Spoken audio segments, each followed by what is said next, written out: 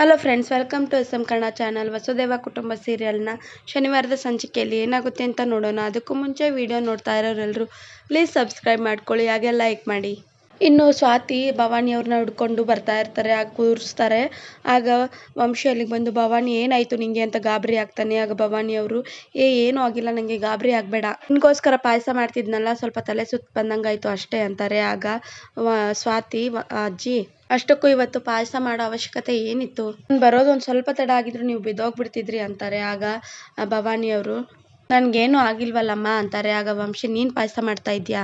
ಲಕ್ಷ್ಮಿ ಲಕ್ಷ್ಮಿ ಅಂತ ಕೂಗಾಡ್ತಾ ಅಡ್ಗೆ ಮಾಡೋರ್ನ ಕರೀತಾರೆ. ಆಗ ಲಕ್ಷ್ಮಿ ಬರ್ತಾರೆ. ಆಗ ವಂಶಿ, ನಿಮ್ಮನ್ನ ಯಾಕ್ರಿ ಕೆಲ್ಸಕ್ಕೆ ಇಟ್ಟಿರೋದು? ನಿಮಗ್ ಸಂಬಳ ಕೊಡ್ತಿರೋದು ಯಾಕೆ? ಅಡ್ಗೆ ಮಾಡ್ಬೇಕು ತಾನೇ?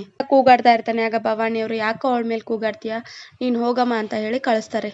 ಆಗ ವಂಶಿ, ಎಲ್ರನ್ನೂ ವಹಿಸ್ಕೊಂಡ್ ಬರಬೇಡ, ಅವ್ರು ಕೆಲಸ ಮಾಡೋದಕ್ಕೆ ತಾನೇ ನಾವು ಸಂಬಳ ಕೊಡ್ತಾ ಇರೋದು ಅಂತ ಹೇಳ್ತಾನೆ. ಆಗ ಭವಾನಿಯವರು, ಇಷ್ಟು ಸಣ್ಣ ವಿಷಯನ ಯಾಕೋ ಇಷ್ಟು ದೊಡ್ಡದು ಮಾಡ್ತೀಯಾ, ಅವ್ರು ಎಷ್ಟು ಬೇಜಾರು ಮಾಡ್ಕೊಂಡ್ರೋ ಏನೋ ಅಂತಾರೆ. ನಂಗೆ ಯಾರು ಬೇಜಾರು ಮಾಡ್ಕೊಂಡ್ರು ತಲೆ ಕೆಡ್ಸ್ಕೊಳ್ಳೋದಿಲ್ಲ, ನೀವಿಬ್ರು ನನ್ನ ಅಜ್ಜಿ ತಾತ ಚೆನ್ನಾಗಿರ್ಬೇಕು ಅಂತಾನೆ. ಆಗ ಭವಾನಿಯವರು, ಆಯ್ತಾ ಮುಗೀತಾ ಬಾ ಅಂತ ಹೇಳಿ ಡೈನಿಂಗ್ ಟೇಬಲ್ ಹತ್ರ ಕರ್ಕೊಂಡೋಗಿ ಕೂರಿಸ್ತಾರೆ. ಆಗ ಸ್ವಾತಿಗೆ ಹೇಳಿ ಪಾಯಸನ ಬಟ್ಲಿಗೆ ಹಾಕಿಸ್ಕೊಂಡ್ ಬರಕ್ಕೆ ಹೇಳ್ತಾಳೆ. ಆಗ ಸ್ವಾತಿ ತಂದು ವಂಶಿ ಮುಂದೆ ಇಡ್ತಾರೆ. ಆಗ ವಂಶಿ, ಏನೇ ಹೇಳು ಭವಾನಿ, ಪಾಯಸ ವಾಸನೆ ಮಾತ್ರ ಗಮ್ ಅಂತ ಇದೆ ಅಂತಾನೆ. ಆಗ ಭವಾನಿಯವರು, ಅದಕ್ಕೆ ಹೇಳೋದು, ಮೂಗಿನ ತುದಿಲೆ ಕೋಪ ಇಟ್ಕೋಬೇಡ, ತಾಳ್ಮೆಯಿಂದ ಇರು ಅಂತ ಅಂತಾರೆ. ಆಗ ಸ್ವಾತಿ 2 ಬಟ್ಲಲ್ಲಿ ಪಾಯಸ ತಂದಿರ್ತಾಳೆ.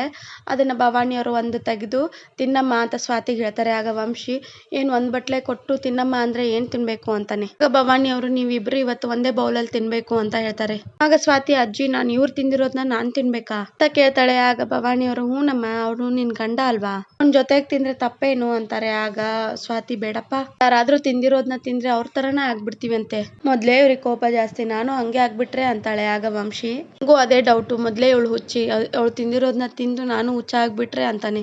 ಆಗ ಸ್ವಾತಿ, ಡೋಂಟ್ ವರಿ, ಇದೇ ಪಾಯಸಕ್ಕೆ ಮೆಡಿಸನ್ ಹಾಕೊಡ್ತೀನಿ ಹುಚ್ಚಿಡಿದ್ರೆ ಅಂತ ಹೇಳ್ತಾಳೆ. ಆಗ ವಂಶಿ, ನೋಡ್ದೆ ಹೇಗ್ ಮಾತಾಡ್ತಿದ್ದಾನೆ ಅಂತ ಇಬ್ರು ಕಿತ್ತಾಡ್ತಾ ಇರ್ತಾರೆ. ಆಗ ಭವಾನಿಯವರು, ಇಬ್ರು ಸ್ವಲ್ಪ ಸುಮ್ಮನೆ ಇರ್ತೀರಾ, ಮೊದಲು ಪಾಯಸ ತಿಂದು ಹೇಗಿದೆ ಅಂತ ಹೇಳಿ ಇನ್ನು ಅಂತ ಹೇಳ್ತಾರೆ. ಆಗ ವಂಶಿ 1 ಸ್ಪೂನ್ ತಗೊಂಡು ತಿಂತಾನೆ ಪಾಯಸನ.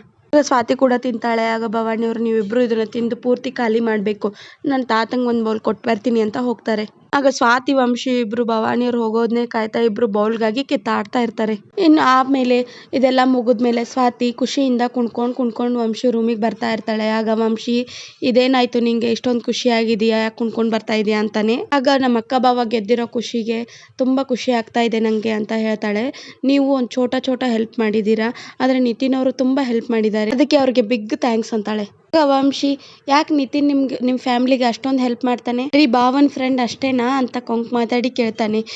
ಈ ಕೇಳಿದ್ದಕ್ಕೆ ಸ್ವಾತಿಗೆ ತುಂಬಾ ಶಾಕ್ ಆಗ್ಬಿಡುತ್ತೆ. ಈ ವಿಡಿಯೋ ನಿಮ್ಗೆ ಇಷ್ಟ ಆಗಿದ್ರೆ ಪ್ಲೀಸ್ ಸಬ್ಸ್ಕ್ರೈಬ್ ಮಾಡ್ಕೊಳ್ಳಿ, ಹಾಗೆ ಲೈಕ್ ಮಾಡೋದನ್ನ ಮರಿಬೇಡಿ.